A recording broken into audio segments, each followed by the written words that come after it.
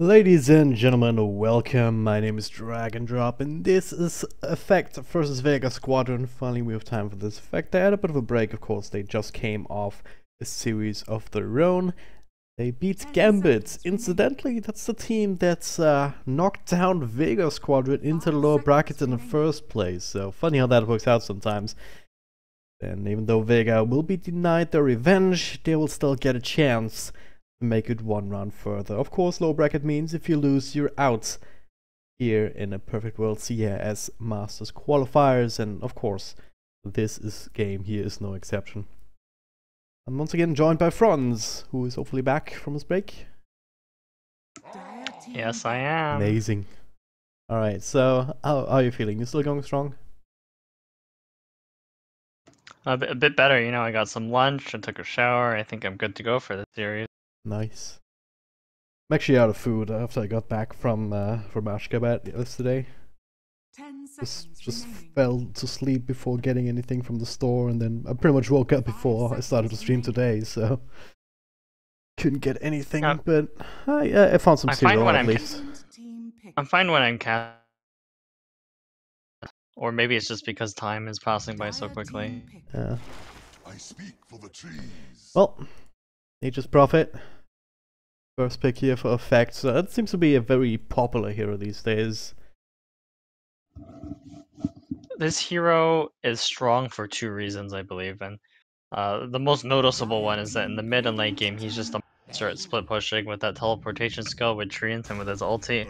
He just applies so much pressure on the enemy team to sort of have to keep their lanes out, but also he can kind of create his own scenario where his team kind of snowballs, right? Because he's strong in lane. He's probably one of the most effective heroes, or one of the most versatile heroes when it comes to trading hits with the enemy.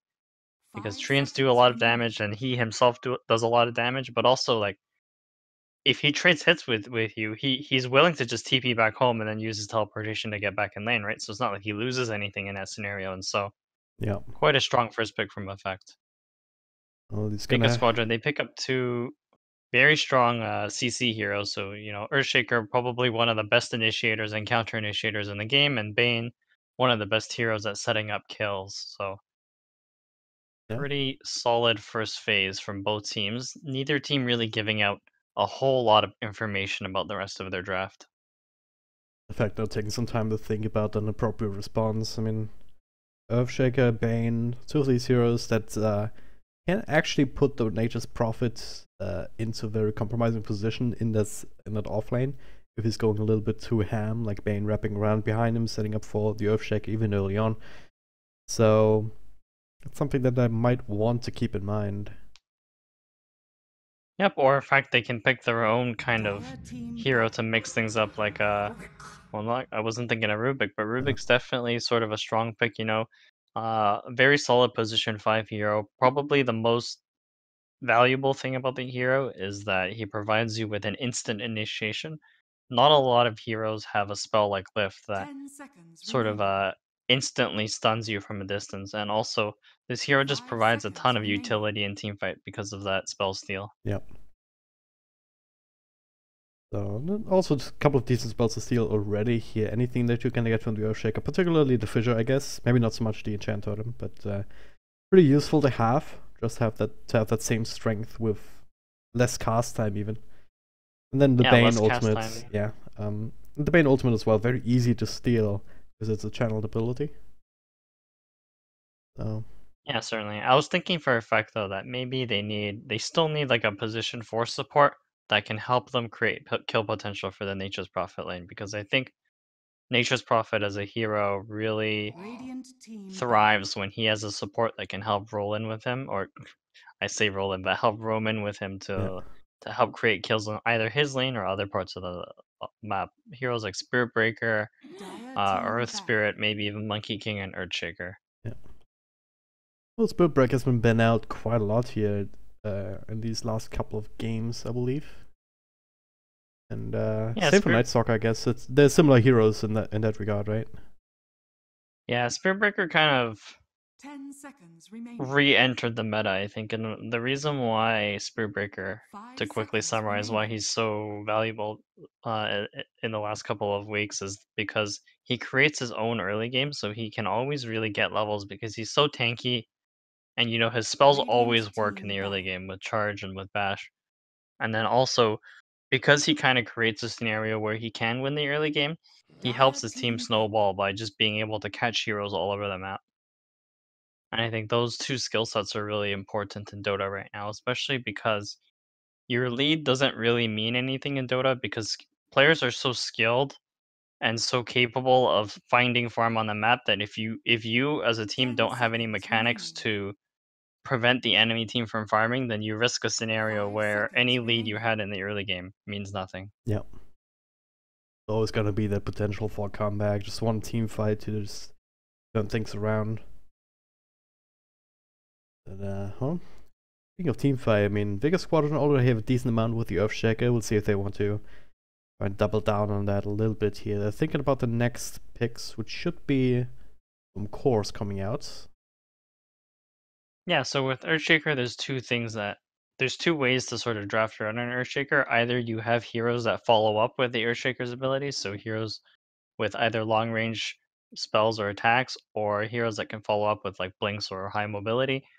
Or the other way is to draft a frontliner so that the Earthshaker can sort of patiently wait for a counter initiation as opposed to being the primary initiator. That way, you might get a bigger Echo Slam or you might get a better Radiant Fisher. team pick.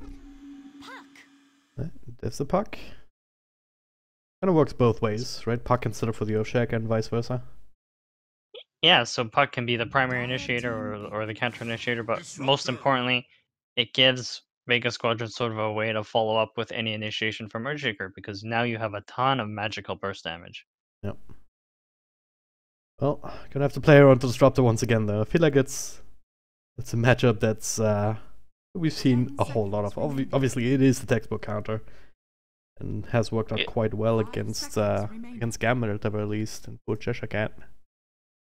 Yeah, so Nyx and Disruptor are just two very common counters to Puck, but somehow I feel like it can go both ways, right? Like if the Puck goes a little ham, you can actually end up killing the Disruptor a lot in the mid game, and so I feel like it's more of a gameplay thing. Since Puck can always be a little bit more careful with his phase shift and his Yules and Blink to get away from the Disruptor. Yeah, Radiant potentially. team pick. We'll see. Necrophos, alright. Making an appearance for the first time today here on the stream on the games that we watched. And, Yeah, so Necrophos is a bit of an interesting hero. Same boat as Venomancer, I think. You don't expect these heroes to generally be so 10 strong as seconds cores, but then remaining. you also have to realize that these two heroes, or heroes like 5 Necrophos in seconds general, they remaining. scale so well with levels, and they're incredibly difficult and annoying to kill, but most importantly, they can always come back if their team is doing well, right? So you can sort of put Necrophos in a lane that you're expecting the Necrophos to maybe not Dire win team or at banned. least break even. Yep. And then you can always come in with the Reaper, or you can always come back with like the Reaper Scythe or just heals in general. yeah. He provides a lot of value to the team regardless, but it's also a hero that can be quite hard to actually win a lane against, like especially if he ends up being that one position. Like 10 he only needs a seconds little bit of remaining. babysitting in the first couple of levels, but once you hit level 4, you have that 5 Ghost Shroud up seconds and running, you remaining. have a stick for the burst heal and the 2 points up into your Q. It's very hard to actually burst him down without providing like at least 3 heroes, I feel like. So that does free up the Bane as well, perhaps, to roam around a little bit more. The other Radiant problem is team banned. if you do manage to throw your spells at him and he gets a kill, then he turns on that Ghost Shroud and just heals the full. Yep. Oh, see what they can do on that. Up against the Nature's Prophet, it's also a good matchup for the Necro, one would imagine. 10 seconds remaining. Yeah, so it's hard to say if one team really has the advantage. 5 seconds It feels remaining. like maybe Vega Squadron have an easier time in team fights, but in terms of the early game, both teams have quite formidable heroes for early aggression. The only problem I might spot is that Effect don't have a lot of damage between the two of their supports, so we might see that be an issue if Vega Squadron managed to have like a tough offlaner or just tough cores in general Yep. for their final pick. Well, they also still have the option to just run the puck Radiant's offlane bottom pick. and pick up another mid hero to like yeah, match up against whatever effect want to pick up now, unless it's a Mirana.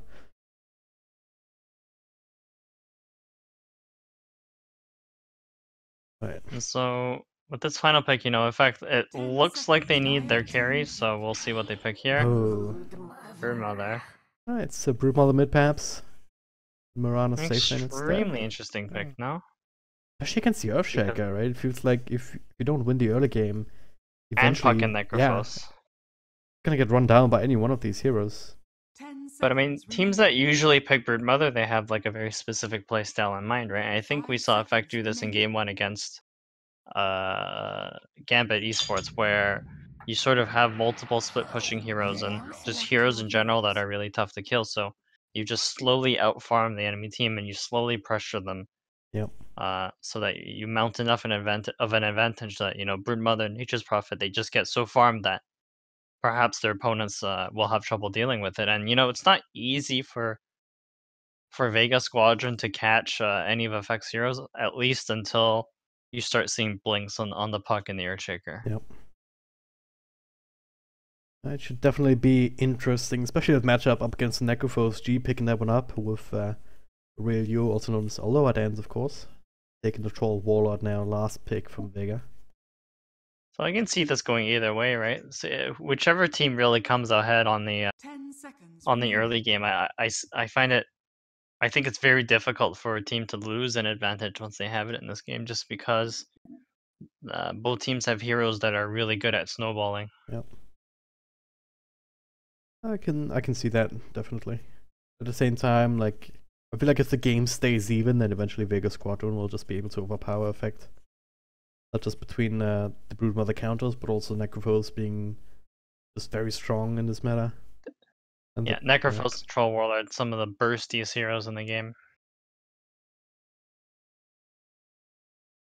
Alright. Have another pause.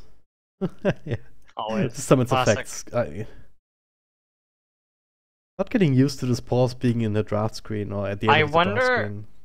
I wonder if they're having technical issues, like because I remember I had a teammate with like a crappy computer, and what would happen is at the end of the captain's mode game, the game would suddenly render 10 heroes. Yeah. And then their game just like would crash, so like something's up with that. Maybe. Yeah, Azik actually has disconnected, so maybe that's the problem here. Well, hopefully he'll be back soon. In the meantime, once again, guys, just to remind you, if you're just tuning in, this is an elimination series, game number 1 between Effect and Vega Squadron. Also, another note, Vega, it looks like they still have Zayats replacing Silent, who seems to be either kicked or completely benched at this point. So, Zayats, pretty strong performances so far from what I've seen from him, so maybe they'll find some more success. Yeah, definitely. I think so the heroes to really look out for are really just the supports on both teams. I don't see the cores really having solo kill potential on either of their opponents, so it's really up to Bane, Earthshaker, Rubik, and Disruptor to make the kills happen in the early game. But Effect, they're going to be focused on getting levels on their Broodmother and their Nature's Prophet, just so that they're in a position to begin pressuring Vega Squadron. Because one of the questions you have whenever you play against really split pushy heroes like Nature's Prophet and Broodmother is how much resources do I actually have to dedicate to kill these heroes? Because if it's too much, then you just slowly start to lose the game. Even if you kill the Broodmother and Nature's Prophet, sometimes it's just not worth it, right? Especially when you have heroes like when you have all 3 heroes on Effect that scale really well with levels and gold. Yep. That's definitely a puzzle that they're gonna have to solve on the side of Vega, but could be an interesting match either way. It is on pause now, so we'll have the rest of the strategy time taken out. We'll see these lanes take shape, so The cool thing about CIS, I think, compared to NA is there seems to be a lot more variety in the picks and variety in the sort of play styles. It certainly feels like, at least from my experience watching CIS, that NA's sort of play style has sort of become homogenous. Like a lot of the teams, they play around the same timings, the same heroes, but in CIS, it's all over the place, and it varies from team to team. I think is the important part. Oh So yeah. very interesting region to watch. Yeah, generally it's a lot of back and forth, a lot of action as well. Sometimes you have these lulls, these like 10, 15 minutes, 20 minutes mid-game bouts where there's just nothing happening because both teams are jockeying for position. But yeah, when the team fights start, then generally they are very bloody.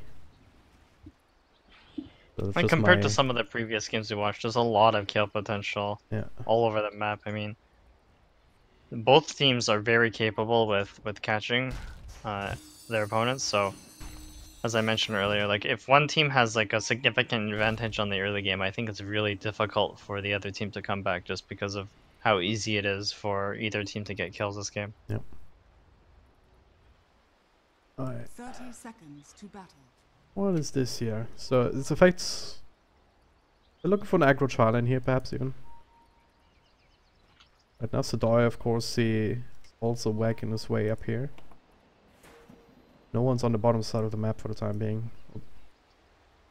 Bit of an interesting tri lane now. I think they're more just gearing up to contest this bounty rune. Yeah.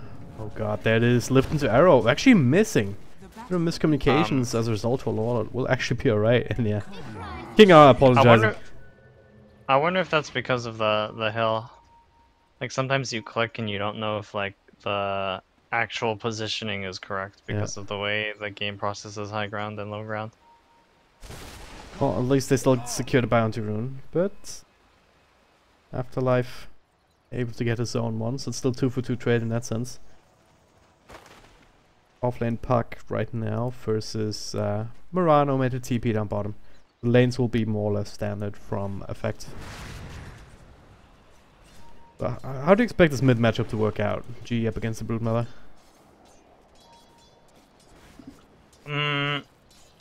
I think G will be fine in this lane, and as long as I think Mag's plan is just to get as much farm as possible and be really careful with the usage of his spiders.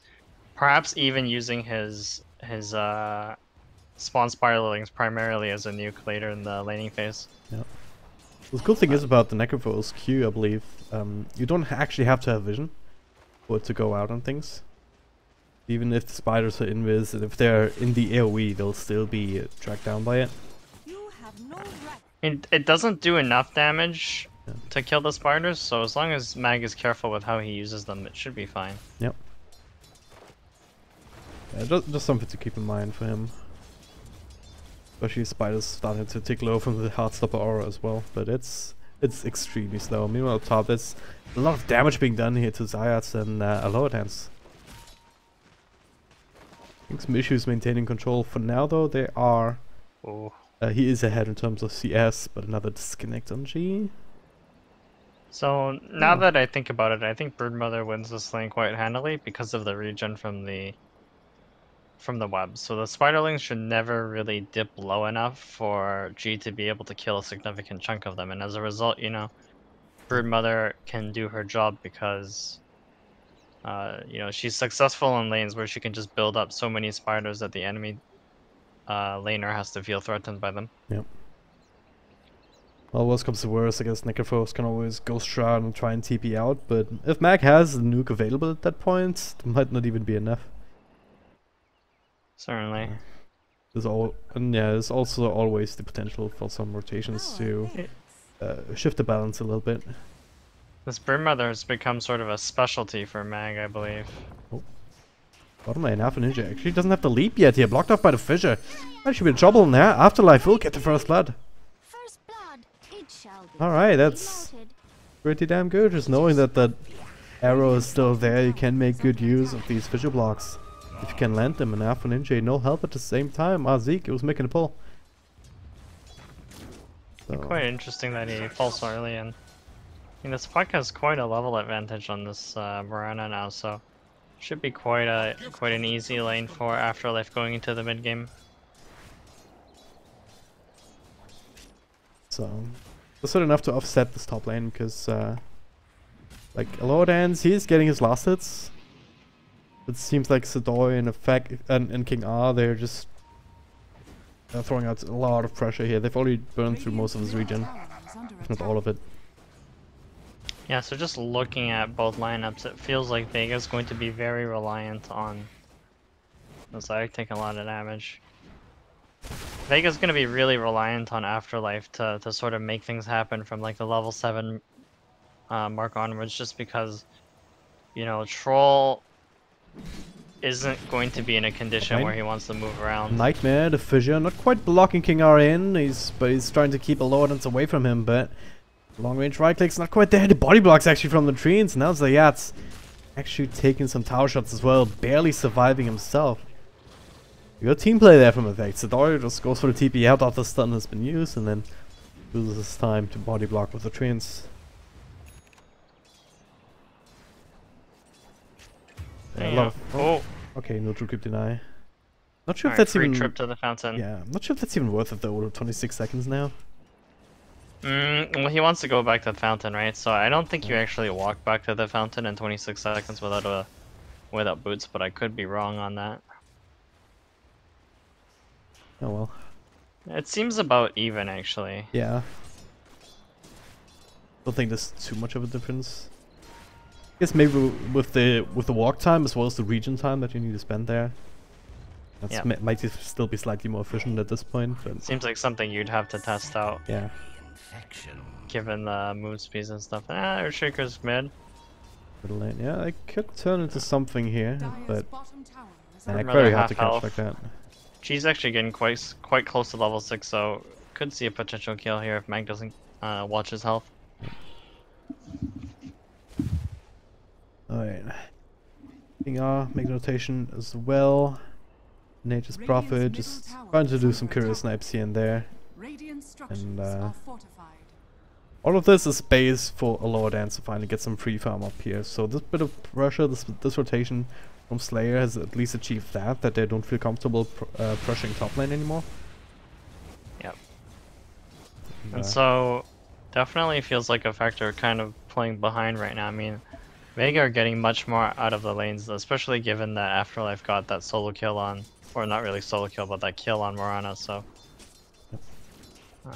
could see a scenario where Effect can't really make use of their lineup as much as they can, but you know, that being said, their lineup does seem a little bit oriented towards split push, so we can see perhaps Effect kind of farming their way back into the game, especially since this Troll hasn't had complete free farm, although his farm seems to be perfectly adequate at the moment. Yep.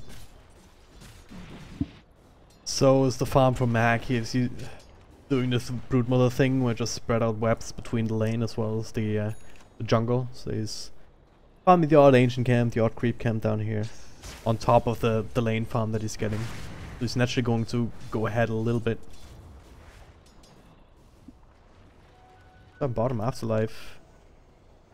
Run into King R, should be fine though, as long as he holds on to his orb. Well, that is into the arrow though. It's a lot of damage, and way too much damage actually. Whoa. Didn't quite expect that. Yeah, nice little pickup from F Ninja. I mean, he's still, like, for a safe laner, quite far behind in terms of net worth, especially that's with that mid tier 1 going down. It's also very unexpected from Necrophos, right? He's not only known to be the gonna scout out Mag here. Okay. He is. That's a no detection, so they have to time this pretty well. Yeah. I don't think I can get him. Yeah, he's just look at where he's at. But they get a lot of the Spylings. All of them, in fact, here. With G's nuke maxed out now, as well as a bit of a setup from Slayer. That's a lot of extra money for G. Kind of wrapping around right now. Turn into something. Sadora will TP through. Does not throw the Sprout just yet. There it is now, but a lift from Rubik also. And making that not worth it. He gets a scythe, but still falls. Maybe not though. He disappeared there for a second. Not sure where to. Able to regen off quite a bit here with the Ghost Shroud, the kill region. Yeah, that nightmare from Bane actually stopped a couple of Yeah. instances of damage on the Necrophos, and you know, she was able to survive and just heal to full with Ghost Shroud Osfrog. Like his name disappeared for a second. Must have been that nightmare. Yeah, well played there from the Bane support. Top lane, even more space control. Like, and now looking for more. Can I get off Ninja here? They have the coil. They do have the Dream Coil, yeah. It should be an easy kill if timed correctly. Yeah. Well, does have to leap across, but Bane is there, setting up the Nightmare. So good movement there from the Vega supports. And well, they have to use the coil at the end, just to make sure. Afterlife trying to hold on to it here if possible. You know, Vega off to a good start, and in fact, you know, they kind of have to split push their way back into this game, but the Necrophos and the Puck are so far ahead that it's actually quite easy for Vega to deal with the split push coming out of Effect's lineup, and so Effect, in order for Effect to kind of stabilize the situation, I think they really have to go for kills, or at least try to get level 6 on their Disruptor so they can start making some bigger moves. Gonna make a small move now, at least towards the top line. Sedoi with an army of Treants. Zayat's making a rotation, and he's sticking around alone here. He should just straight up die, but Cold Water looking to be scary enough at this moment in time. They don't want to commit on to him. And this troll last.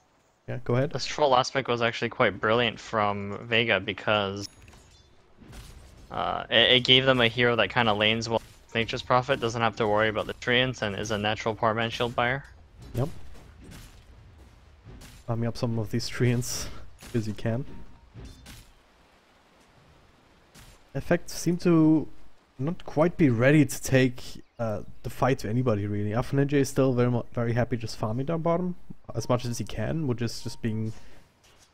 He can slow down quite a bit, especially with the tower going down.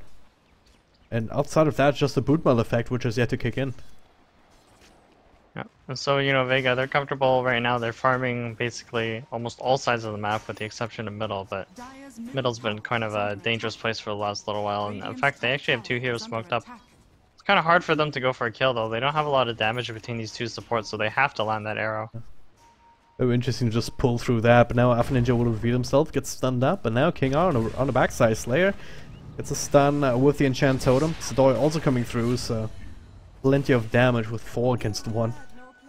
So the Earthshaker, Afterlife still sticking around, not really feeling pressured all that much. By the way, what do you think about a skill build? Maxing out the Waning Rift?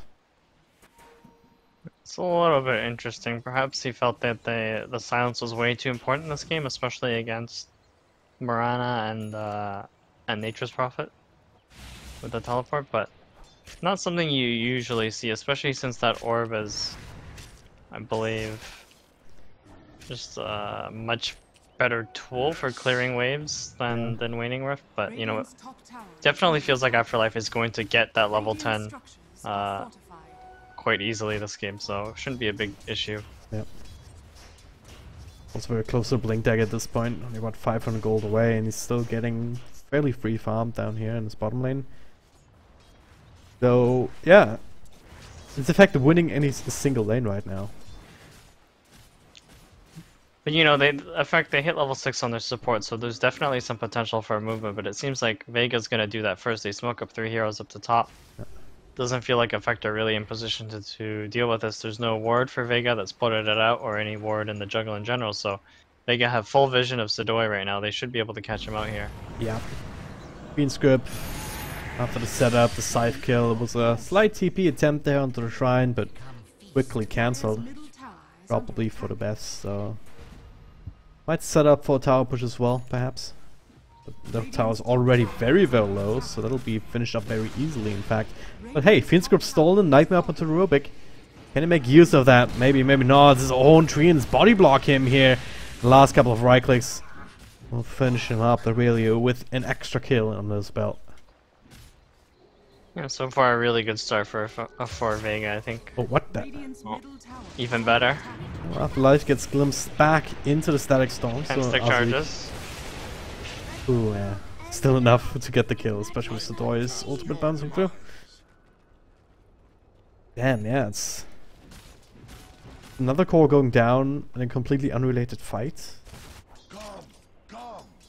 You know, Vega, they're off to a really great start, and doesn't feel like really effective going. Oh, Oh! Oh no! Still alive with 30 health points. Feels bad, man. Is under attack. still a lot of money for a lot of gold from the spiders, but obviously he Oh, wants yeah. that kill. Unfortunately, Mag just slightly too tanky, but Remember, No, one more point in Aftershock or something, it would have been it. it's quite difficult for Vega to sort of lose their lead just because their cores are quite difficult to kill given effects lineup, but also there's really no hero on effects lineup that is in a position to help their team fight, you know? Mag seems to have a Radiance queued up, which doesn't seem like quite the correct item, so it definitely feels like Effect are sort of just gearing up for the mid to late game, going for that farm and split push kind of strategy, but Vega's not gonna let that happen, right? They're smoked up. They're gonna go on Mag here. The Blink Dagger, they have the dust, they have everything, and this time with the Scythe, it will finish off that kill. Yeah, Vega Squadron, seems like all of their heroes are the complete opposite. They're perfectly fine to fight right now, even the support's very impactful. Meanwhile, another fight down bottom lane. Lifted up in the air, gets a Nightmare off on one. Still has the Fiend Script throw out on Sadoi if he wants to. Afterlife, Dire's structures are meantime, just taking over the front line as Moonlit Shadow comes out, making things a little bit more interesting here, to say the least. And he just walks right into Static Storm, and right out of it, Glimpse back, not really working out. So Afterlife, barely able to stay alive here, so perhaps slightly misplaced on an ultimate. Quick reaction, so just turn straight around. A gift from the tempest of battle.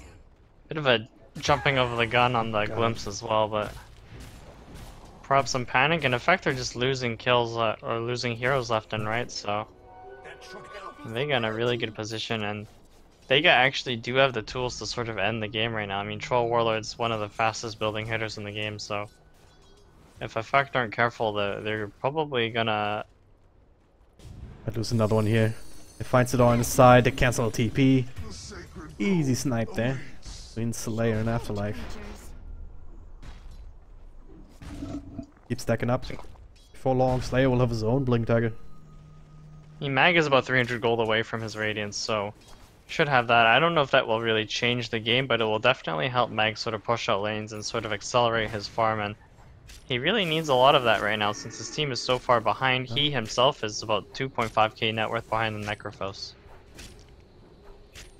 Yeah, then you're in a situation where you have Broodmother trying to solo carry with the Radiance, and I feel like that's not a winning recipe, but I could be wrong.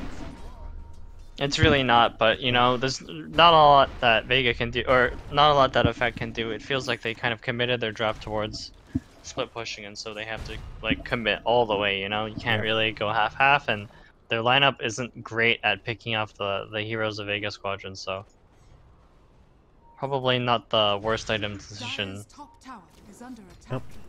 Well, they're doing their best. Alpha Ninja gets some space to hit the top tower in case there's any sort of rotation. Zeke and King R will be able to counterplay, just sitting behind the trees, but for now, Vega Squadron, most of them are sitting here in the bottom lane, looking to perhaps make a trade out of it on the tier 2, Dire's top tower getting another kill, or none of the sword, just farming up the jungle. bottom tower is under attack. Yeah, there's a Blink Dagger we're talking about, Earthshaker. Having that ability available now, and then speaking of Blinks, down here, they're gonna go for the Nature's Prophet, follow up with the Fiend Script and Afterlife. Well, very damn fast on the right clicks here with a Troll ult helping from across Take the off to sleep. Take off to sleep. map. Why would he? King R should have maybe. Well, I still get the glimpse back on the Zayats, but hey, it was all a ploy. It's the real you coming in, but now he has to fight up against Broodmother. His axe is not quite enough to burst through all of these spiders, but there it is! The Echo Slam again, the Broodmother. Not quite there just yet. The arrow will actually connect on the Troll Warlord, keeping him safe. Now Mac can heal right back up. Second time with that. The big Echo Slam is not enough. Mac even gets a triple kill here with that Radiance burn ticking out the puck, so wow. Quite the turnaround here, a lot of money. Broodmother just after the Radiance pickup to propel him to the next item. You should have that BKB, and that BKB quite good against Vega, but maybe not enough. You know, he still has to deal with the Fiend's Grip, with Troll Warlord hitting him, so... Oh, Zayak. Is he in trouble? Yes, he is, very much so. Does heal himself up a little bit, but spiders will be enough. Finish him. Well, not much else I can do, especially without that ultimate available.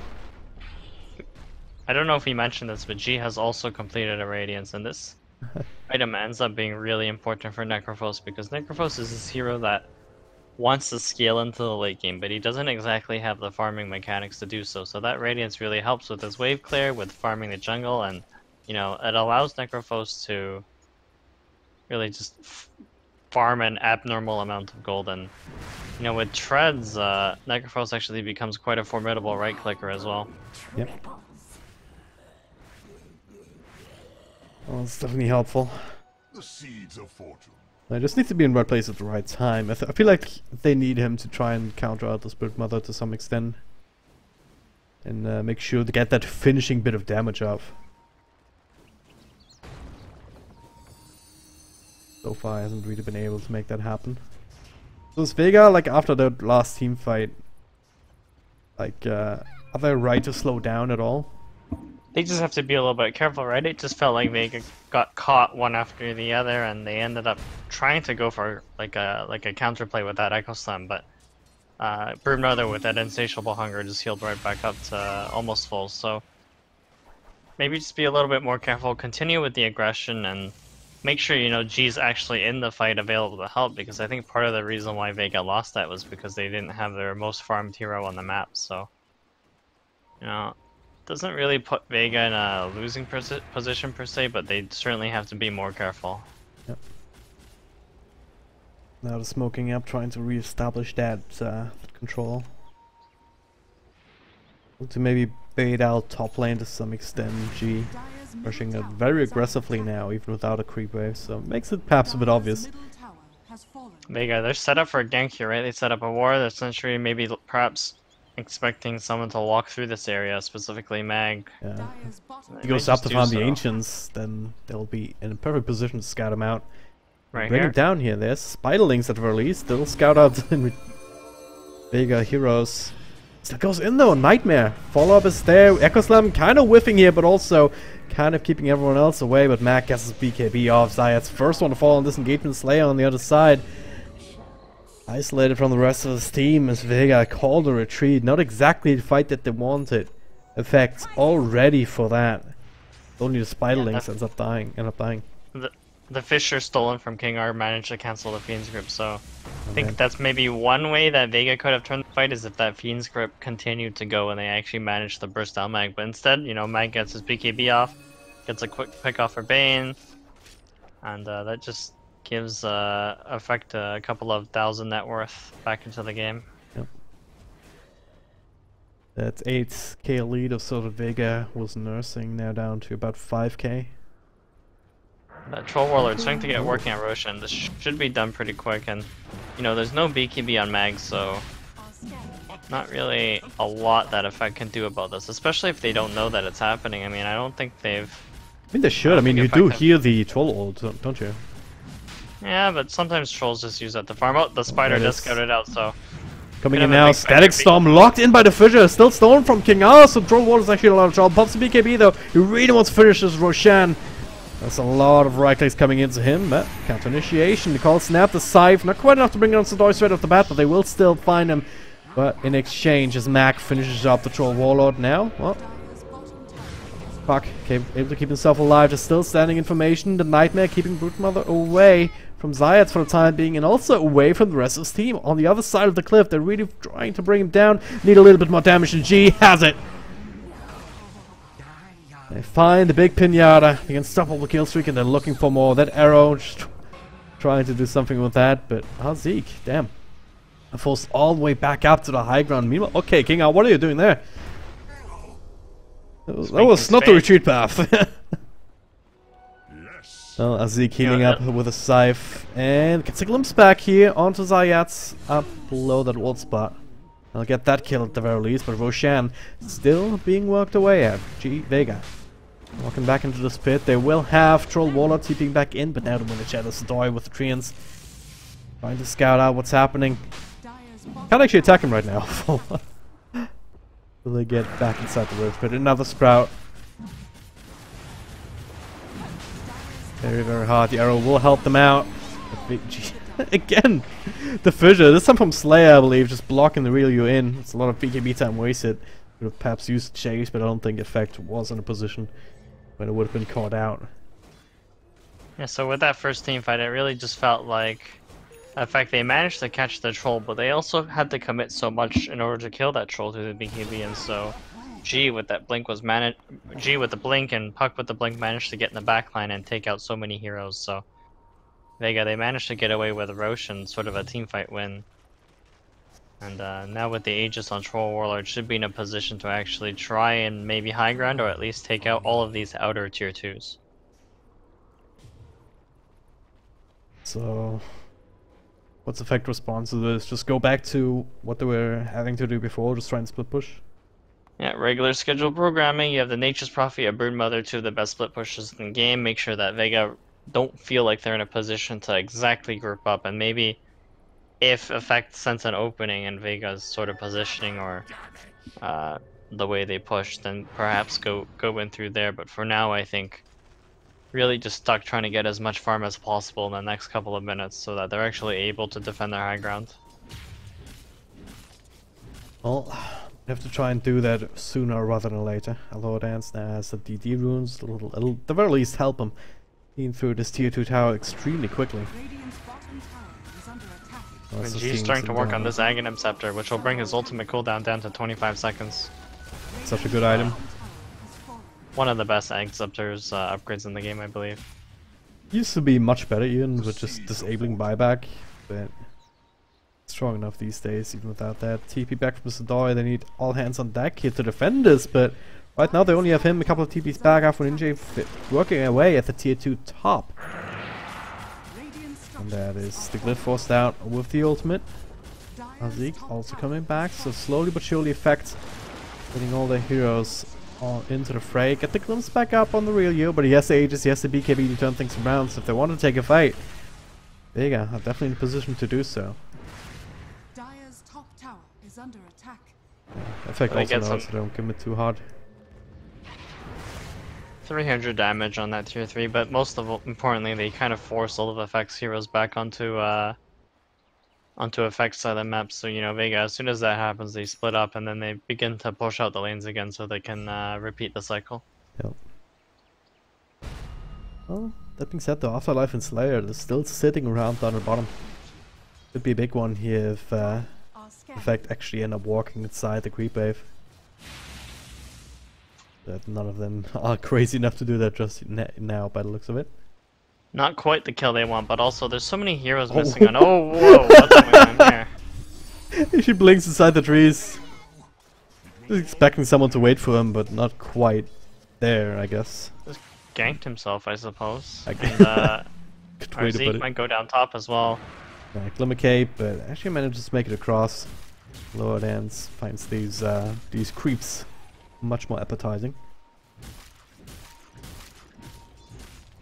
Yeah, I think the important thing for both teams right now is that you really don't get your cores caught out in a really weird position, because Vega, they're actually in a position to win with his Aegis, right? And in fact, they're going to be constantly looking for openings because they don't farm their way back into this game. I triggered this Aegis though. Big spider army from Mac. They're looking for the backlines first. The Bane will fall immediately. The real is there. Pops the BKB early, looking for King R, but they're all invis. He doesn't have detection with him. The wasted BKB charge. Restless team coming in only now. King R with a blink across. Comes back. Azik. Azik TPing out, or trying to at the very least. It did get cancelled by the coil, and now the Scythe will make this a 1-for-1 trade for now. King R still sitting in the side. They're looking for him, but they will not be able to find him very easily. Yep, and they also get the Reaper scythe kill so that Disruptor's out for ages, basically, and yep. I think Vega are sort of in a position to take this tier 2, potentially do some damage to the tier 3 as well. Dire's middle tower is under attack. Oh. They're already setting up for a big old Echo Slam in case there's any sort of defense, but Like this, look at this Doy. He's already Radiant's top tower splitting is the under wave. attack. King R just hanging out for a little bit, waiting for his TP skull to come off cooldown. Radiant's top tower has fallen. They lose the tier 2, but not much more than that. Regeneration. You know, oh, Magus is out, so they won't have that, and this troll's actually extremely difficult for Effect to kill, especially if his, or specifically when his BKB is not just because there's really not a lot of physical damage and no real ways of locking down the troll warlord through magic communities, so Yeah. Vega definitely have the upper hand in these team fights. Afterlife and B farming up some extra spiderlings. Slowly but surely setting up for the middle lane, one would imagine. Any other big items that you're looking for on the side of Vega before they want to push further? I think I'm looking for the next item on G, which is going to be an Octarine Core, so that's going to make him quite tanky. Oh, middle G gets lane. gone on, static stone to follow, but look at this, Troll Wall in the mid, gets stunned up before it pops the BKB, now has play up, it's Mag, and he's just not strong enough! Didn't do any damage there, I think we're sitting spiderlings. Just gets munched out, way out by the spider, and now all of a sudden the fact they're the ones that have a bit of an opening here in this middle lane. That is the opening that they needed, and I mean, I actually think that they're going to force the buyouts from Vega's squadron here, or at least take out this tier 3, because, you know, these 3 heroes from Vega can't exactly defend against the amount of push that Effect have, so this could actually swing the net worth back into Effect's lead. Yeah. Can they hold on to G's buyback or not? I mean, they have some decent long-range wave clear just with the illusory orb and the fissure, but throwing it out just yet. Stolen Troll Warlord ulti.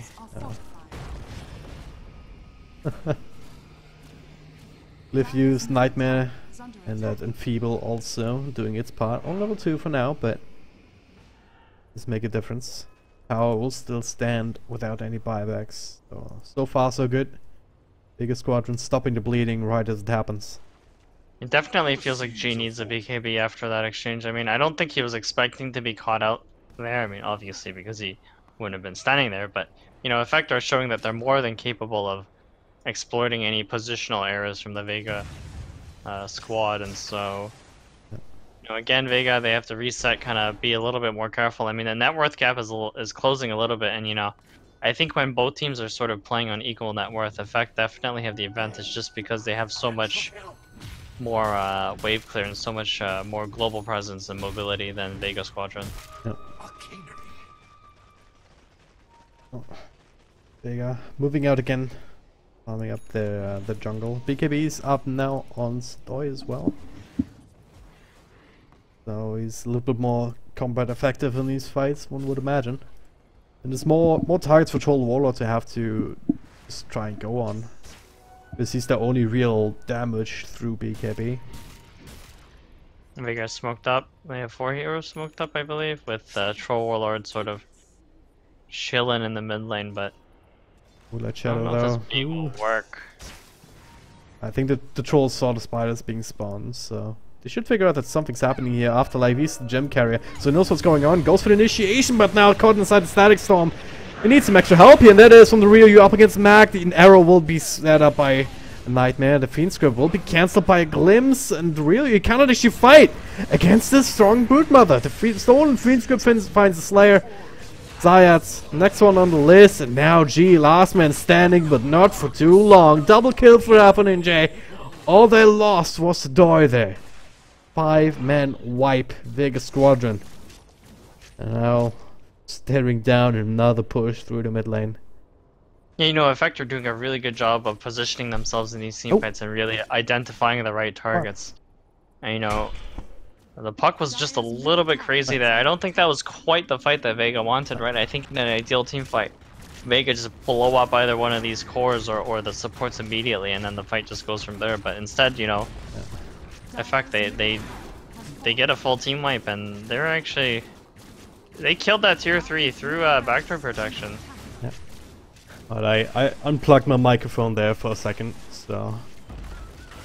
Luckily I missed part of your analysis there. But yeah, it's It is what it is. Dire's So middle Vega, I tower think is they under have to go back to the drawing board with these fights, I think. Yeah. You just have to burst someone immediately with that Echo Simon with the Reaper Scythe, otherwise the fight doesn't work, and Dire's so top shrine None I of think these fights Broodmother's have. prob- Yeah, none of these fights have really started the way they wanted, right? When have we seen an Earthshaker initiation in this game? I mean, it's only proper- really been on solo pickoffs, right? Yeah. Effect are showing that, like, similar to last game, they're just so good at positioning themselves before these fights. They kind of had a total read on Vega Squadron's smoke attempt, and so they were kind of positioned in really nice ways around these trees to break the smoke, and then the only target that the puck spotted out was the Nature's Prophet, and the Nature's Prophet's got a BKB, so not exactly an easy kill for the puck, or easy or a target at all for the puck, and so Vega's Squadron's heroes just kind of got caught in various positions, and when that happens, they can't really combine their spells in any meaningful ways. Definitely showed in that last engagement, but now, like, effects gonna make some plays of their own, baiting out the Broodmother. The rest of the lineup Dire smoked are up behind them. Vega sitting on a high ground, good position to smoke it up, but they're just being run down. The Stone Phoenix Group still doing some work. Afterlife not alive for too long, so he's down without buyback. The glimpse back on CIS will be the secondary casualty. Effect. They just have this momentum they're refusing to let up. Roshan, next one on the list. Could also be a fairly easy one to bring down, and Vega Squadron can't even defend the high ground with the full 5-man lineup, let alone just bleeding heroes like that. You don't usually see Broodmothers this effective in games, but Mag has just figured out a way to play this hero, and really it's just Echo Slam, he's looking to try and just went in a little bit too early. Unable to get that Aegis or the Roshan kill. a quick reaction from the Disruptor to prevent the Enchant Totem, which I believe would have sealed the deal for Earthshaker to steal that Rosh, but instead, they lose Earthshaker, and in fact they still managed to get this Aegis, which will be on Mag. And talking about Mag from earlier, I think this Radiance really kicks in for the Broodmother, right? It just gives Broodmother that farming speed that she needs to scale into the late game, and the skill set of Broodmother is actually not bad. The webs give so much mobility to this hero for the late game, and also, is under attack. you get the free, better than Satanic ultimate. Yeah. Dire's structures are falling. Now lift into arrow. Very easy. Afterlife trying to clear some of these spiders. Will be able to actually get the Cypher off on the Marana, so pretty damn good as G shows off his own blink there. This puts effect on the run. Yeah. Professor Door here pops the BKB. He realizes that he has to try and use that to get out, but plenty of right-click damage between these three heroes. The rest of them will... Apparently, Necrophos is a very strong right-clicker with his items. Minions are scanning. For what? 300 almost? Not quite, but still. So neither team proving to be quite invincible even with a net worth lead. So, I can definitely still see this game swinging back and forth several times, especially with heroes like Necrophos and Broodmother. Just heroes that are generally prone to snowballing or reverse snowballing. Well, they certainly are not afraid to push across to the Radiant side, especially with Marana being down. No buyback either. Of course, they don't necessarily know that, but they might figure it out if they want to try and poke high ground themselves. Perhaps Vega want to force a buyback, or at least force effect back into this bottom position with this tier 3 bottom so low. Oh, Static Storm is down, and they can't get any sort of BKBs out because, Aghanim hey, that's an Scepter on Aghanim Scepter ultimate, and they did not expect that. Troll Wall very low. Trying to walk away, last striking not quite enough. Sadoi being slowed down long enough by Zaz.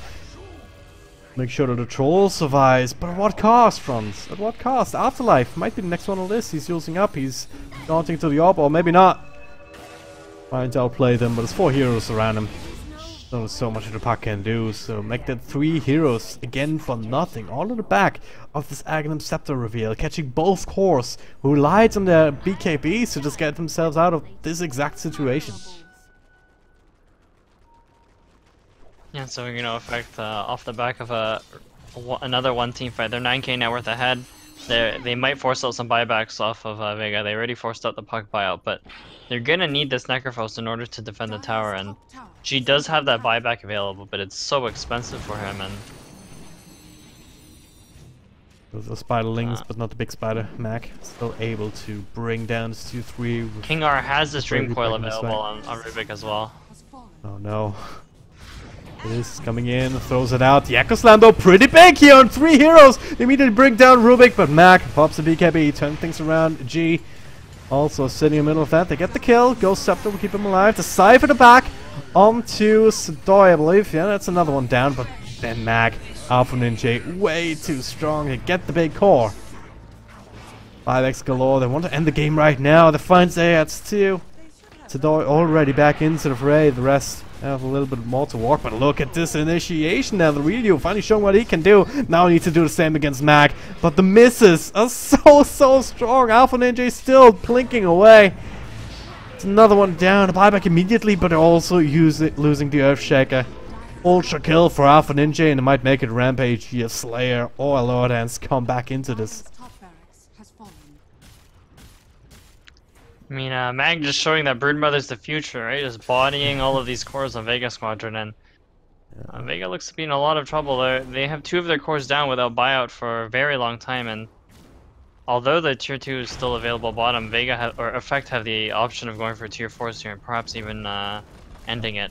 Vega kind of have to just hope that Effect don't have the damage output to take out these tier 4s in the throne. It's so far it's not really the case. They're gonna clean through one at the least. They have the Enfeeble also on the Broodmother, so actually hitting like a pea shooter right now, but that is the Ryu. Once again with the initiation, Slayer needs more, but the cheese comes out. They can't quite find Alpha Ninja. And now, well, no BKB, Troll Warlord. A lot of trouble. A Finscript will be cancelled immediately, and that's another hero down without buyback. Zayat's next one, Nightmares himself will barely be able to make it back up to the high ground, but it's all over now, I think. G back in 10 seconds, but I'm not sure how much he can do, especially if they lose their Earthshaker once again. Azik with the glimpse play. The arrows will not be dodged. Not even necessary. And GG is called. Vega Squadron drop game number 1. Yeah, so Vega, it looked like they had won the early game and the mid-game convincingly, but Effect, you know, they just managed to find the perfect openings and won 2, 3, 4 team fights in a row and managed to just win this game easily in the late game. This goes back to what you said in the drafting phase, that early game leads don't really matter anymore, because there's always a way back to just farm up, win these sort of team fights based on positioning, and come out ahead. You know, Vega didn't really have the tools to stop this Effect lineup from getting farm. Like, yeah, they could get pickoffs here and there, but there weren't any really macro movements coming out from Vega Squadron. They never really got Roshan. They didn't get any big tower kills like the tier 3s or any of the Raxes, and as a result, you know, they couldn't exactly hold on to their lead. And with a little bit of positional errors, they gave Effect some ways back into the game. So really well played by Effect, and hopefully, you know, Vega Squadron, they can pull off a good early game, except hold it in game 2. Well, it'll be coming up in just a few moments' time, so don't go too far away.